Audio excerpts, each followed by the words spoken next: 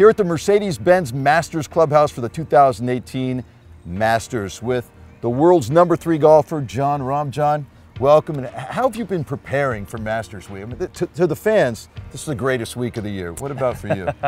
It's almost the greatest week for all of us. As a European, I gotta say the Open Championship, it's on par with Masters, even though Masters is special, right?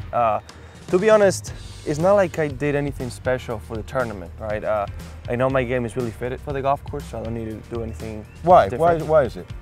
I just feel like I don't need to change anything, to be honest. It's just, it complements my game. I can hit it high, fade, and stop it quick, which is what you need to do in some of those areas. I can hit it low, it's a golf course that leaves a lot of creativity up to us and a lot of it to our feel.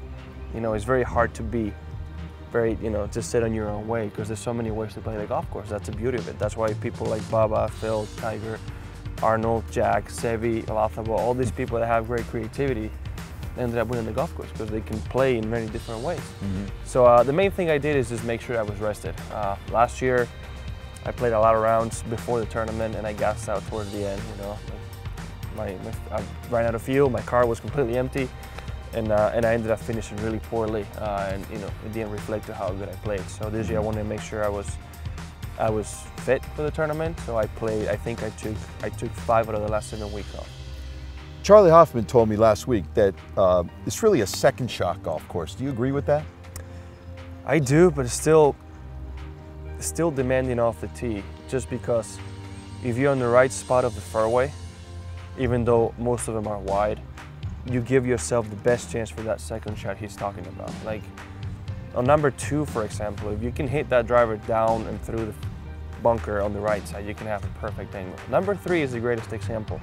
Short par 4, still always plays over par. There's many different ways to play it, right? You can play driver down to the left and have an uphill shot. You can hit an iron. If you hit driver to the right and the pin is left, you have absolutely no shot of hitting the green. So, the tee shot is gonna set up. But yeah, the second shot, it's the most important thing in this golf course, I would say, is the one that's gonna set you up for either success or failure. You have a history of coming from behind in golf tournaments. You're pretty good at it. Do I, really? You comfortable doing that? Well, I'm a fighter. I'm gonna be honest and say I enjoyed Ireland when I could just walk down the last 3 holes and know I was gonna win the tournament. That was pretty fun, but yeah, I guess three of the 4 I've won, I came from behind. I mean, Torrey was 3 shots, Dubai it was 1 shot, and Palm Springs it was 1 or 2 shots. It's not like I ever came back from 5 or 6 shots, right? I was always close, but yeah, I mean, I like it. I like the hunt. I like being able to come from behind and get it done at the end. That's what gets everything flowing inside and right till the end. But again, I'd much rather have a 5-shot lead going to the last few holes. So how do you approach Thursday then, let's say, coming in? How do you approach, number 1 is underratedly difficult, right? I mean, he plays like the 3rd most difficult hole. It's unbelievable, right? It's extremely tough. Oh, I mean, if anybody says it's easy, they haven't played it. That's the reason why. Right. I mean, trust me. It's a hole where a tee shot, you can make it as easy or as hard as you want because you can lay up short of the bunker and as wide as can be, or you can be aggressive and it's narrow.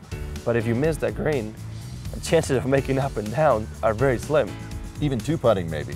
Yeah, exactly. Tough. Exactly. So that's what Charlie was talking about. You need to be on the right spot of the green. Even if you miss it, you need to be on the right side. People say you have a temper. Is that true? I'm competitive. I don't like to miss shots, but again, it goes to what I said. I like to feel what I'm doing. I believe everybody has a temper. It just really depends on how they deal with it, right? How you manage it. It really is. Everybody loves all these great sporting moments where, Jordan Spieth, just jumping towards his caddy. My reaction in 18 at Torrey, when I hold out in Ireland, many other things. Everybody loves these great reactions. Mm-hmm. But what they don't know is that same emotion we get, the rush of adrenaline, it's also that comes in negative when you miss a shot, sure. Right? So, and in golf, you're gonna miss more shots and you're gonna get great opportunities to make what sometimes we do on an 18th hole. So like when it piles up, sometimes it needs to come out somewhere. Some players are great at keeping it under the wraps. I'm not, because if I keep it in, I'm gonna play bad. So I know I need to learn how to do it in a better way sometimes, but I'm improving it, I've been working on it.